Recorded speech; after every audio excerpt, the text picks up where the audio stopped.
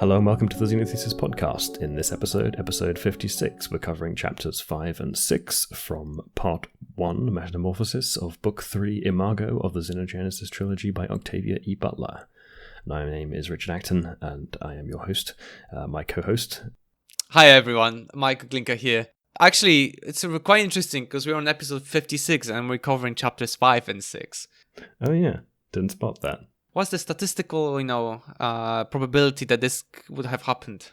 Come on, Richard, calculate it right now. I don't know. Although I feel like there's some way I can squeeze. Is it Bentham's law into this? Okay. The frequency with which numbers appear, and smaller numbers appear more frequently. Things. Yeah. They use it to catch people who are cooking the books because if you make up random numbers, they are unlikely to follow Bentham's law exactly in a way that real accounting data is more likely to. So okay. I see. Pro criminal tip. And on that note, yeah. But yeah, shall we go to my chapter 5 prediction? Because I feel like these chapters are getting really funky and interesting. So let's jump right into it. Yeah, that's so. What were you predicting for chapter 5? So as the metamorphosis was taking place for Jodahs, I was thinking that the more conscious he gets of himself and his abilities, he is going to start making some, mistakes, when tasting things, right? Like we've explored, and like that could cause serious damage. And what I meant by that is that, things that it is not capable of even realizing, just, tasting something is only like really something like a big cancerous growth appears and stuff like that. Yeah, lots of weirdness arising from him. Touching and interacting with anything biological, right? It's just sort of tweaking the way everything grows. No, and that seems to have been borne out, right? We see quite a lot of that in the chapter. Yeah. Although, were you how much of that were you expecting would be kind of him, or it rather? I keep calling. I know. I'm sorry. It was me who started. I apologize. It's weird to call it it, right? Because it's a person, not an object. But yeah. It. Yeah. Which and we haven't had a protagonist which has that as a pronoun so far, right? But we had Nikanj, but it still was, it's that's the one thing is calling someone it sounds rude because it's it's not an object. So we don't. And I suppose they might be perhaps more appropriate in some ways for the for the Uloi, given that they are we have this kind of almost symbiotic community of things, sort of. True. They have this. But then again, Oankali organelle that seems to be an important part of who they are. But then again, the book does refer to them as it, so it's just as it. Yeah. So that's why it gets confusing here. I think a deliberate choice, right? I think it's. And it seems as though they have chosen it for themselves as well, right? Yeah, I think so. That seems to be what they want the humans to use, which is interesting. But yeah, sorry, I derailed your question. Yes, what was I saying? No. Okay, so I think I was asking how much of its actions that sort of change the biology of things around it were you expecting to be intentional, and how much were you expecting to be kind of accidental stuff, if you had any expectations in that direction? I didn't think of it, but I thought that like a kid that was given a new toy and then you immediately disassemble it because you want to know how it works, type of thing. So similar in here, when you have the new ability and you can sense things and go into in its case, trying to understand all those genes and can sense them, and suddenly by sensing and probing just the act of that observation and probing could have affected the normal signaling pathway, and it's possible that, just by accident, mostly by accident, affecting those cells. Very much like the I like the analogy to the kid playing with a new toy, right? Disassembles the thing but doesn't yet know how to put it back together again in a way that works. Yeah. So that I thought it was more like that, when you suddenly imagine you wake up one day and you can suddenly see in ultraviolet and infrared, right? That immediately would put you off so much, because suddenly things are not as the way they used to be, and it's like, okay, trying to adjust, and then you're curious about how does the light look, or how, and you stare directly into the light and get yourself blinded. Yeah, I can see that being a problem, right? Yeah, got to do the exploratory phase, but that's potentially a little risky. Yeah, exactly.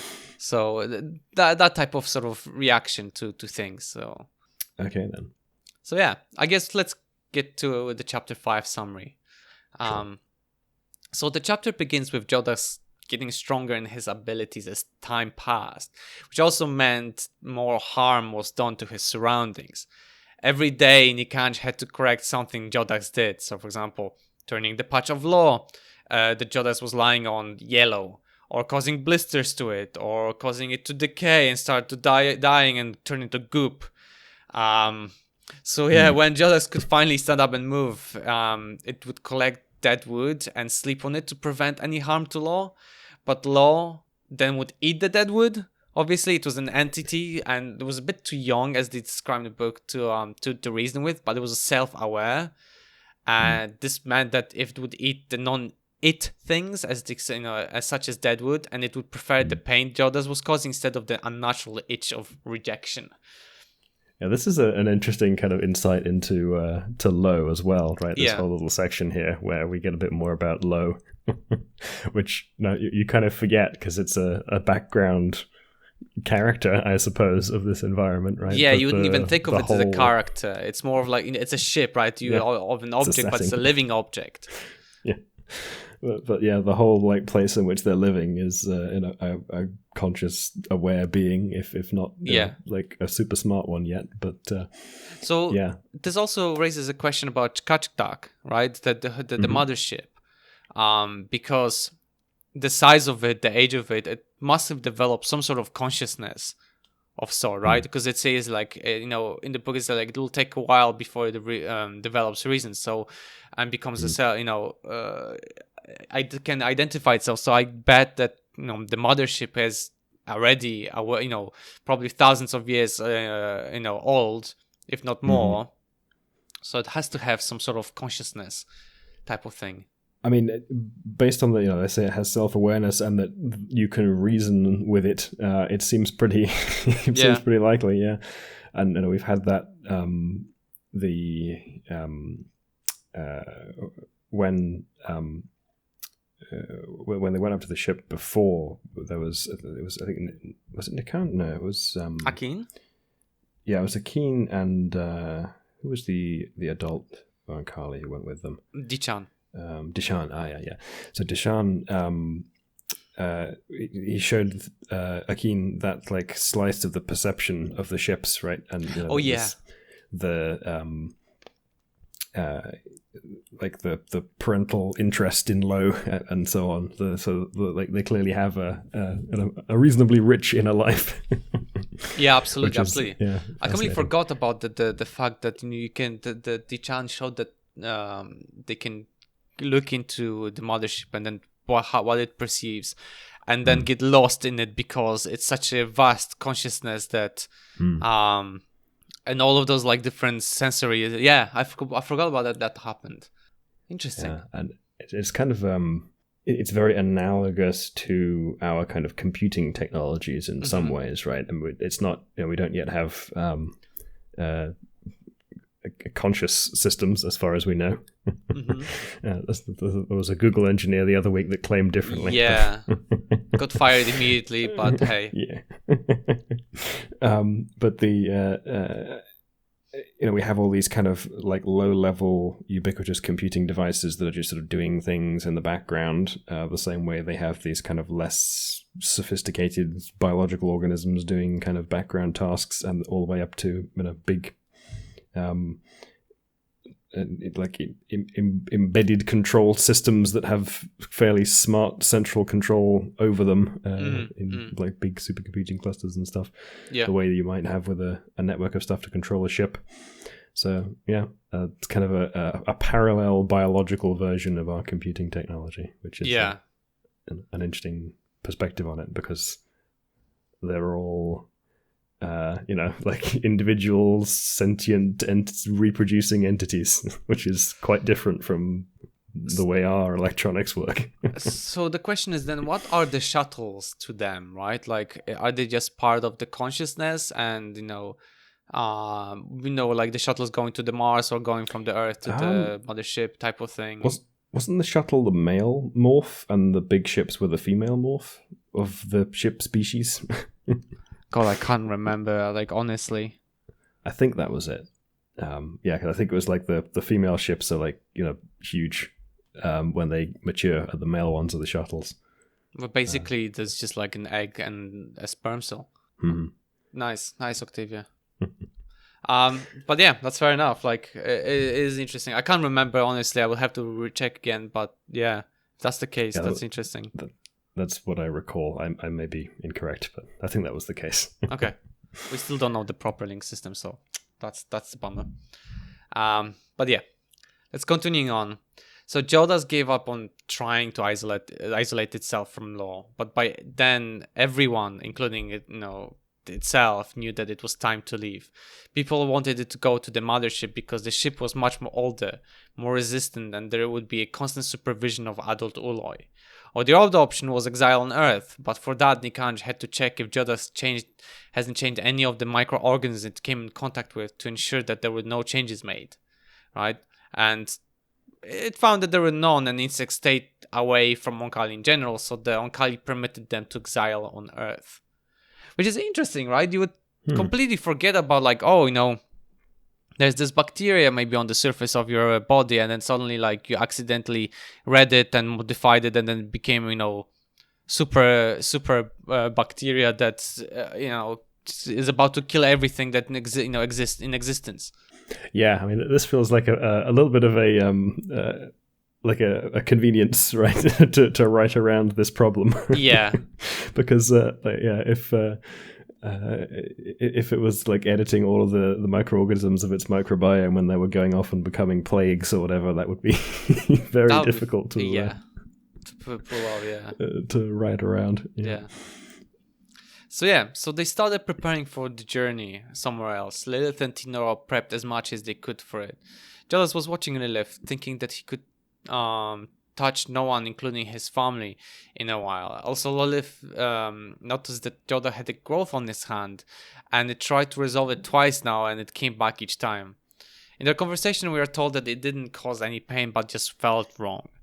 Jodahs was the cause of it. He caused it, and it didn't understand how. At the time, Lilith retracted a bit from because the Uloi smell was bothering her, but she still insisted on how could she help Jodahs. So Jodahs said, just help me pack, it belonged to this world, not the ship where his family can't follow, so it wanted to stay. So that's interesting, like having a growth that doesn't go away. Like you would think that, if you reabsorb it, or, even if you have the tissue to fall off, and it, it should be gone, but I assume it must be like a kind of cancer-like situation, right? Where there's some stem cells in there that he's not quite weeded out that are exactly recapitulating the growth of this little tumorous thing. That's exactly how I thought as well. I mean, I suppose it's good as happening like externally. I mean, you don't want that just going on in the middle of your liver or something. Exactly. So although the Oankali in general seem a lot more like robust to weird stuff going on inside their bodies. That whole thing with the way they give birth without having like a birth canal. It's just Told you, just pop up, a hole in the side of the body. Oh, there's a baby. There you go. Ciao. But so yeah, Jodahs then left and went around Law to say his goodbyes. It couldn't touch them, and it was hard to say not no to the touch, but because could hurt them. And everywhere it went, and Uloi would look at them with a mixture of suspicion, hope, fear, and need. If Jodah didn't learn self-control, when would it be possible for those Uloi to have children? And the chapter closes here with Jodahs meeting with an Uloi named Tehkorahs. We've met it, I think, in the second book. Yes, I believe so. When Nikanj was young and was like introducing, sort of celebrating, or maybe when Tino came to the village, one of the twins, I think Tehkorahs' kids, the twins girls, I think they were eyeing Tino, if I remember correctly, whose humans were close with Tino and Lilith. And the Uloi also confirmed that Jodahs should have gone to the ship because of the uncertainty, but also because the resistors out there on Earth who will not go to Mars and who are dangerous, but also because Jodahs will not be able to stop itself from touching them. Tehkorahs asked Jodahs how hungry it was for touch, and seeing how bad it was, it allowed Jodahs to touch it. It was only 2 days or so for Jodahs without any physical touch, and it yet felt like years. Uloi needed that contact, and Tehkorahs said that Jodahs needs to spend more time with their paired sibling. Jodahs was scared that it would hurt Aer, though. And as the final goodbye, Jodahs asked Tehkorahs about what it did learn about Jodahs through the touch, and it answered that it wasn't sure if Jodahs can learn the control. It couldn't tell, but also because it developed similar crusty tumor in its right hand. Yeah, that's a bit of a worrying sign. Yeah, it warned Jodahs that they should ask Nikanj for help, but it itself will be fine and solve it on their own. As the final goodbye, it uncurled one sensory arm and touched the sensory spot on Jodahs' face, sending a sweet shock of pleasure, and then leaving. And that's where the chapter ends. Yeah, so it seems there's a lot of weight placed on Jodahs here. Yeah. Though all the Uloi are very invested in it doing well. Yeah, exactly. Interesting. Yeah. But invested, but also concerned that it might not go well. Yeah, absolutely.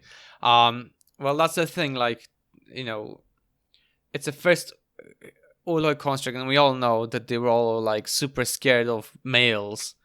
And Uloi was another completely different thing, because can it control what it does, right? Its abilities. Mm-hmm.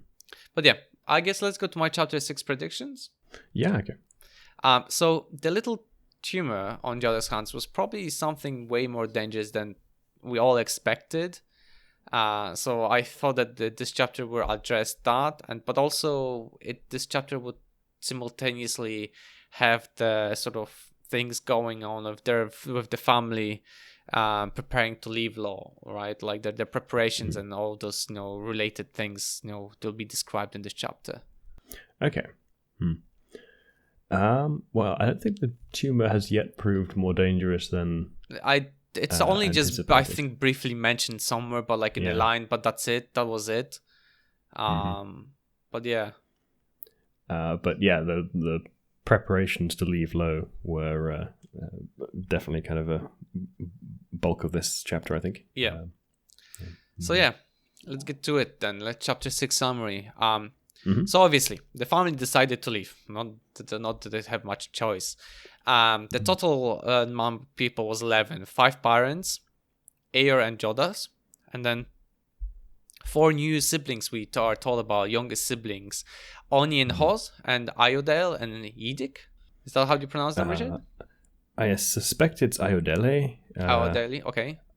Because the E is usually pronounced at the end in those kind of I'm guessing that's also Yoruba. I don't know. Okay. But other than that, that would be my guess. Oni, Hoz, Iodele, and Yedik. Yedik, okay, that's fine. Yeah. Awesome. So they were all in their pre-metamorphosal state, so it was obvious for them not wanting to leave their family. So the chapter begins with the family heading to one of Lilith's garden. The location of the said garden changed every few years to let the forest reclaim the land and regenerate it, but also because Law was slowly encroaching over it. But what they found was the garden was completely destroyed. The resistors would raid occasionally, but mostly would take some crops, knowing that these gardens are not Oankali based. Lilith never seemed to mind, but this time they didn't steal anything but completely ruin everything. Things were broken or crashed. It was sad and painful sight for Lilith. The family went ahead to try scavenge everything while Lilith was watching, with Tino trying to console her. He told her that she'll have more of these gardens. He realized that it was the same one that they met. It was so long ago. They had so many kids and perhaps not enough. Tino joked. Lilith laughed and touched Tino's hair, and it seems that the only place they could touch was the hair because it was dead tissue anyway. Yeah, that's interesting to see. Tino having like a whole bunch of kids that he was never expecting, right? Because growing up as a resistor, that was not on the table for them. Yeah. But that's now they've been rather productive in that regard, it seems. Yeah, that sounds. Quite productive, I would say.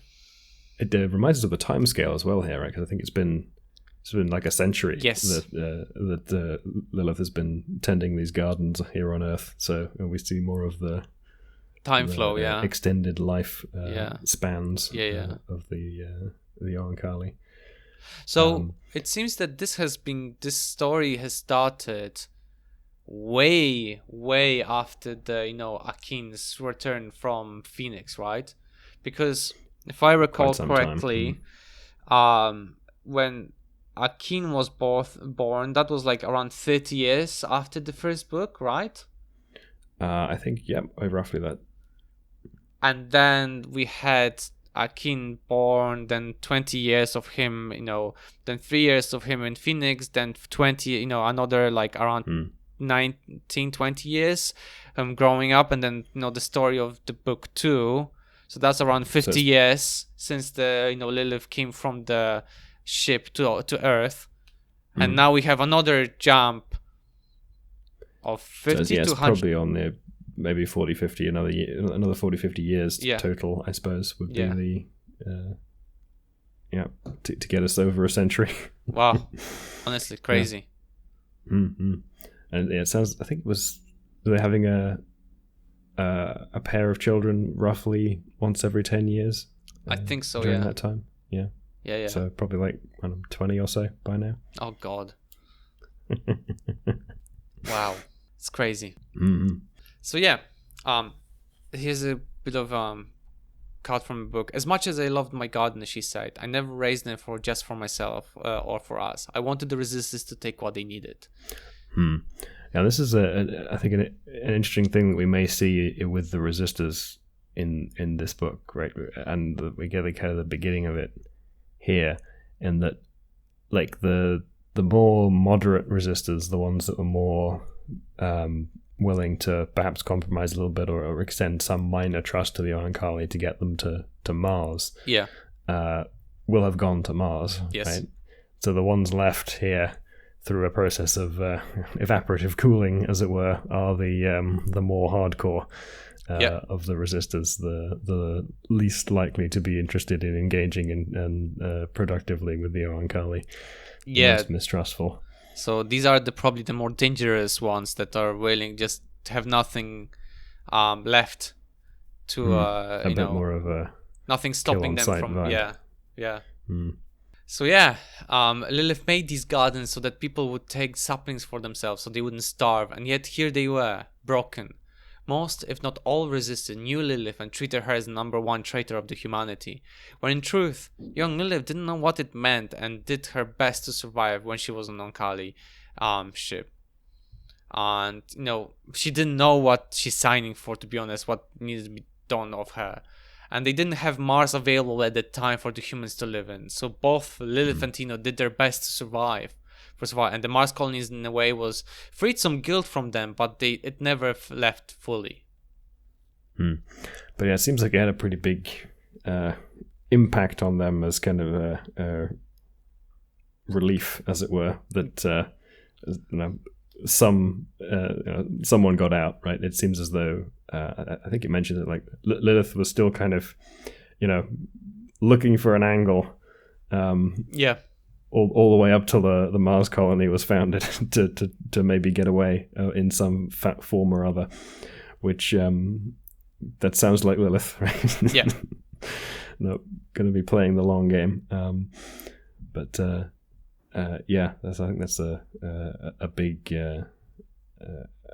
sort of psychological impact on both her and Tino. Yeah. So yeah, Akin did good. So yeah, as they were talking, I just told one of the kids, Oni, to go back to Law and tell what happened to the garden, but Lilith stopped the child and asked Dichan instead. Even though the humans were long gone, for Lilith's peace of mind, Dichan agreed and went to send message to Law. Law would pass the message to the several next people and then stop, storing the message away for it to be called out if requested by anyone. Only Onkali could read them. Humans were not sensitive enough for them. This is interesting. So it would be like, automatic secretary would be like, yeah, Lilith's garden was destroyed to any Onkali that, sends any sort of message. But after that, stopping it's it. Like, you get like a little notification pop up if you happen to be one of the, 10 first people who interact with some... yeah. some low interfaces, right? Oh God, yeah.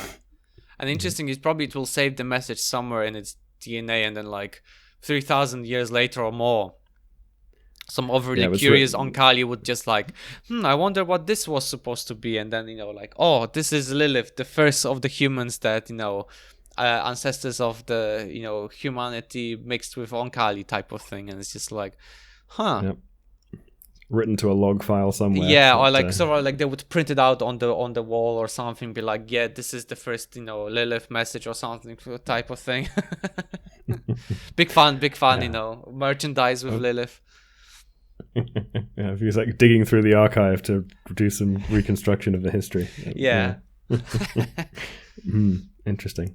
That's and with this sort of information density you can get from DNA, right? Maybe they can afford to just keep everything in archive more or less indefinitely. Oh my God, honestly, like, can you imagine being like this, just trying to scour through all of these archives and just like, yep, we have thousands years of of information here. Good luck, have fun. Yeah, it was like everyone's text messages forever. Oh God, no, please no. Yeah, they don't seem to have much by way of like encryption or anything like that. Honestly, it's pretty open. Yeah. Anyone can go back and read the stuff. The embarrassing stuff of your teenage lives, just like, yeah, I feel the level of embarrassment I haven't felt in a long time. Please, somebody bury me right now. Yeah, the other challenge there is just like organizing all that information, right? Because just keeping it stored is one thing, but we've talked about so that that. It's accessible. Yeah. It's The archival system has to be seamless for this type of thing. The best library in the whole universe. What's their metadata model? God damn it! I want to know how they're doing this. But yeah, going back. So the child went to their parent sibling, Hoz, and they connected to wordlessly communicate. Jodahs watched them feeling lonely. It looked for Aero, who was actually carefully observing them. It was obvious that Aero did not want to contact, even though Tehkorahs told Jodahs it needed it. But Aero broke the eye contact. As Dichan joined back, Lilith mentioned that they will probably meet people like those who destroyed the garden they came from. And to everyone's surprise, Nikanj mentioned that she has her machete. And here's this excerpt from the book. It could have not gotten more attention if it had screamed. I focused on it to the exclusion of everything, felt pulled around to face it. Onkali did not suggest violence. Humans said violence was against Onkali's beliefs. Actually, it was against their flesh and bone, against every cell of them. Humans were used to violence because of the hierarchical life, but Onkali were born from the acquisitive life, cherishing all the life, and even thinking about its destruction was like killing themselves. Even if Onkali were put in the position that they had to kill in self-defense, they would never recover properly, because it would like be the part of them killing, they would kill part of themselves. Everyone was so surprised, but Nikanj continued. They were going on a journey away from everyone, so there would be no protection. They needed to be ready because the resistors were ready to kill. Jodahs was horrified. It didn't want anyone to die. It was supposed to be a journey to save life. Nikanj tells it, though, that they will do anything to protect the aggressors, but if worse comes to worse... Here's a book excerpt from the book. Jodahs' siblings and other parents began to focus away from it. It had never said such things before. Jodahs stared at it and saw what they had missed. It almost making itself sick with this talk. It would have been happier holding its hand in fire.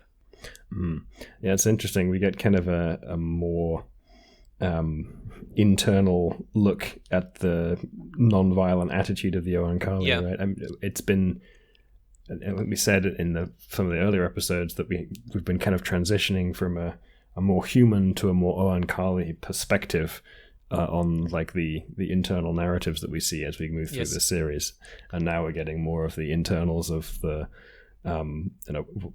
what the Oankali feel about violence. Like, we've seen them do violence to some degree in the first book, the little sort of scuffle at the end with the humans, but not really confronted what that's like for them internally. But yeah, it's a very interesting kind of juxtaposition that they're placed in, right? Because they have this sort of very pacifist, non-violent attitude, like baked into their biology almost. Yep. And yet they're still kind of the aggressors and the antagonists in our scenario as the human perspective. Yeah, absolutely.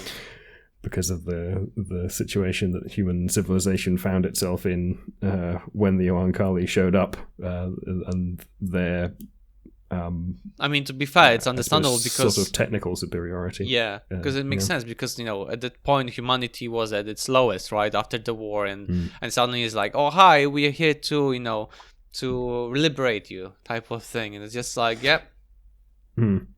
colonialism in its finest.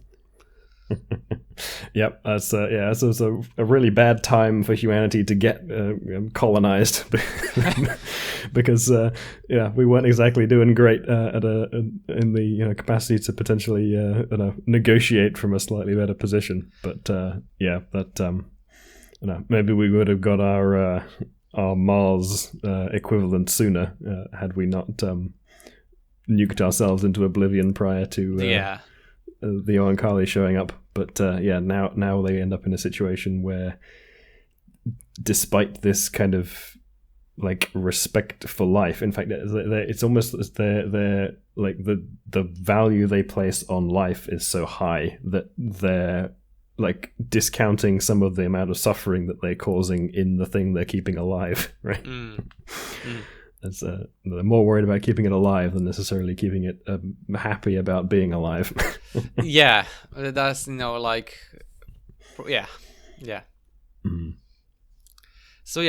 Nikanj continued with instructions to everyone: stick to pairs, don't leave each other. One feeds, the other observes surroundings. If they sense humans, hide. If they can run, scream, and if they can't, fight. If they want fight, and if they want to hurt them, kill. Nikanj will then try to rescue them if these by happen sting them. But if they stay in group, those things shouldn't be necessary. At the end of the day, Oankali were hard to kill, and their human parents were also modified to be more resistant. But the main danger was in being overwhelmed and abducted. Once we were taken away from the family, anything could be done to us. Perhaps Onion Halls would be only adopted for a time by humans who were desperate for children.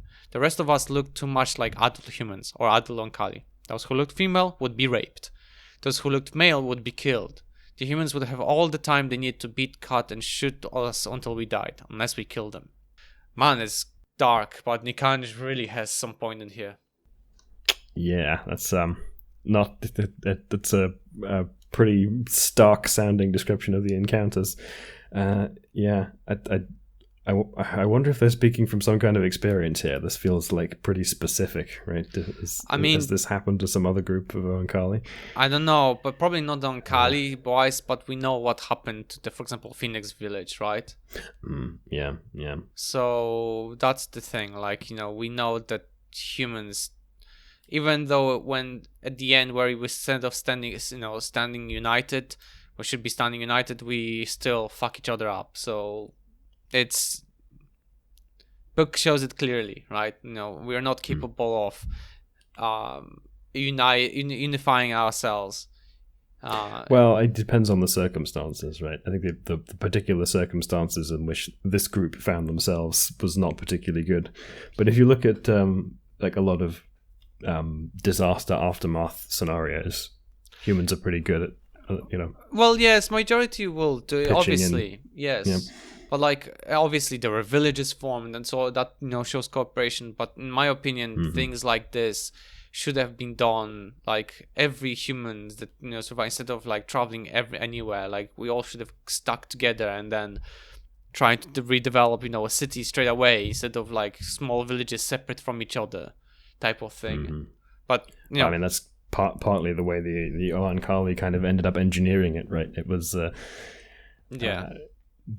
they separated out the different kind of language communities because I'm not sure really. I mean, I think they were just sort of it looks as though they were kind of trying to mirror their own structure in the way that they I think it was tried to get the humans set up, but it didn't quite work like that, and the whole like prohibiting human style technology and stuff also well, not like strongly enforcing that, but not in any way helping the humans recover their previous technological approach, which they could have done had they been interested in doing that. So Nikanj focused briefly on Lilith and Tinom. It knew they would not kill other people, but also knew it did not need to say anything to them. At the end, it focused on Jodahs and called Eeyore. Although Jodahs objected, Eeyore came close. She said she wasn't sure why she was avoiding Jodahs, because she doesn't want to. Nikanj tells them he understands why, but isn't sure if it can help them. Because an Oloi never had a paired sibling. They need to stop running away and figure this out, because it is the first time ever an Oloi had a paired sibling. They need to figure this out. Eeyore asked Nikanj to be the bridge between them, and they both felt the loneliness from each other. They didn't want this separation. Then Eeyore separated and went close to Jodah directly to touch it.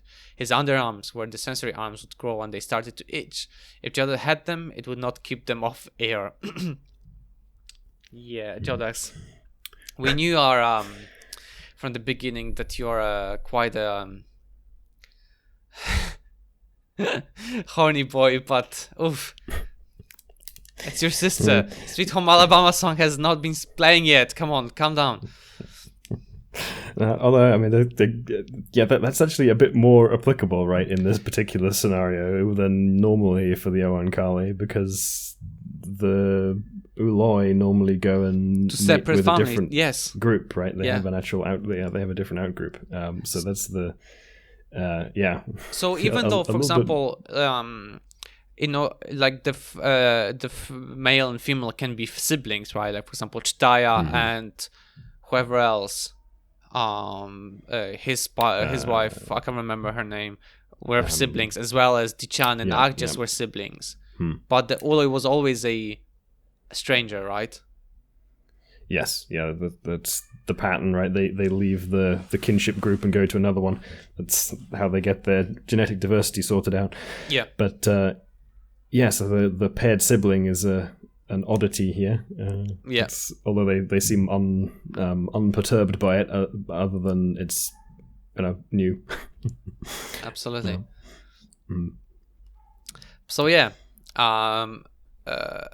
The family has started to move past the gardens and followed Tino's lead. He knew a place he used as a campsite before, away from any settlement. The place was a big island, a place very similar to what they all experienced as a training ground long time ago back on the ship with Lilith. They remember it and didn't like it, but headed there because of Jodahs. So this was an interesting passage, because the coincidence, the fact that the island they're heading was exactly like the one that Lilith was was on to train on the ship, is just.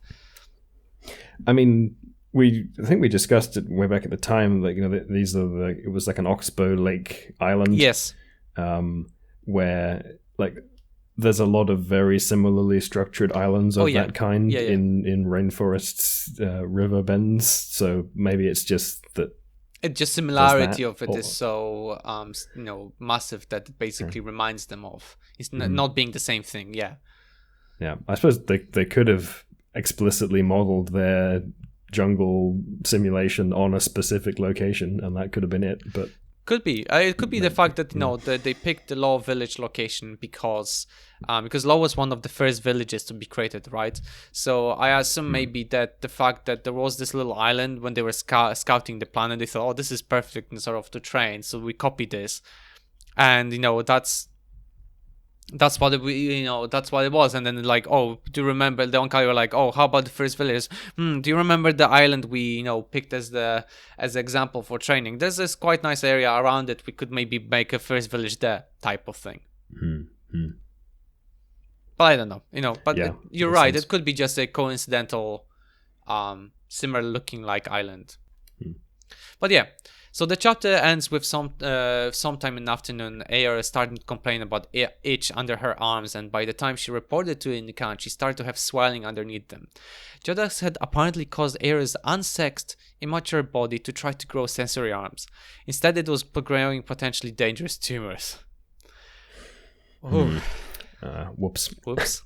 Jodahs apologized, but Nikanj told it to figure out how they did to avoid it in future, but Jodahs wasn't aware of doing anything. It was like a blind human trampling anything that was in front of it. And to add to the shame, Aer said to it, learn as quickly as possible so that it can go back home, to which Jodahs could not think of anything to say. And that's where the chapter ends. Yeah, so it feels like Aer might be a bit of a subject of experimentation. Yeah. by Jodahs to try and figure out what's going on here, which I don't know. I guess that's not great for Aer, but I have this feeling that Jodahs, whatever he feels at the time, he's connected to Aer and he's suddenly feeling horny and just thinking about like if he had sensory arms, suddenly it would be fantastic, and then maybe that sort of thinking stimulated Aer, like cells in Aer's body to start developing. That's the trigger type of thing. I suppose it's like he has unconscious as well as conscious control of a lot of the stuff, right? So he's to whatever degree he's unconsciously thinking about, or even hormonally experiencing something. Yeah, the systems which control like this ability to manipulate other people's biology just start doing some stuff on autopilot, and he needs to kind of get a handle on when that might happen, so he can intercede. Yeah. No, you're absolutely right. So that's why I was thinking that this is what basically happened, this unconscious sort of like wanting, and then suddenly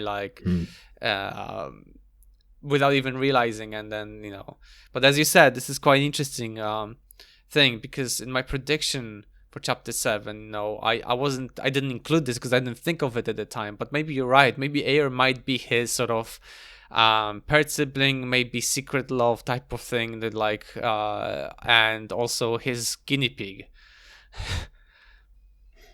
Yeah. Who knows? Yeah. Their relationship could be complicated. Yeah.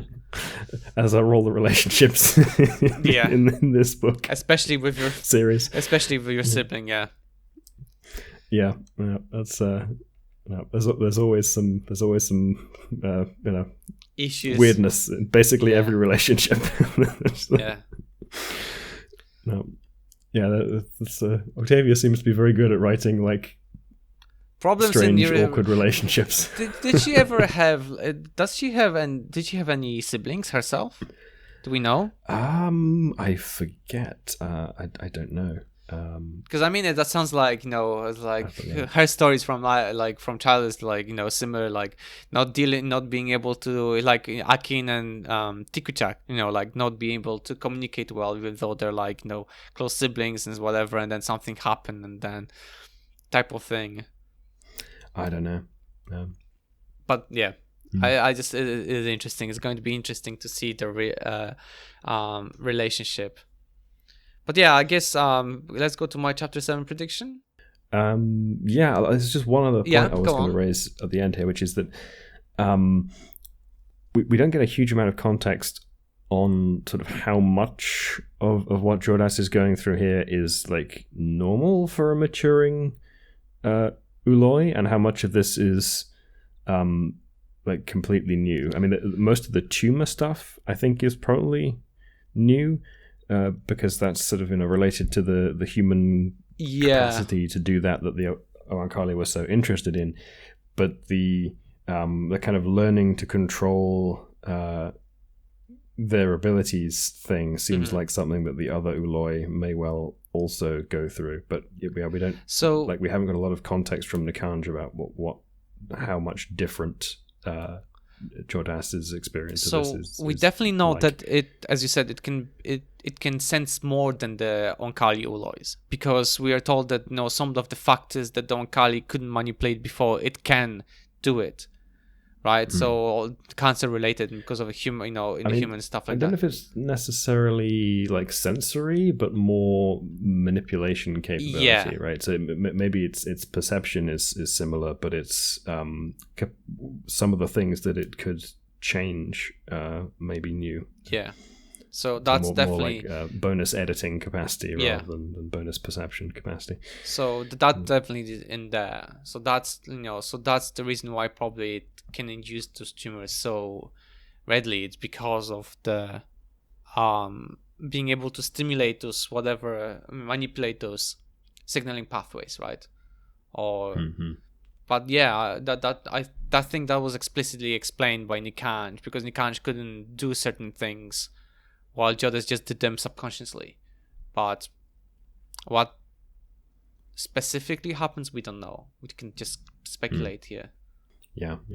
So yeah, I guess my chapter 7 predictions were they obviously will go to the island. But the question is there going to be danger from resistors? We obviously know Octavia Butler by now.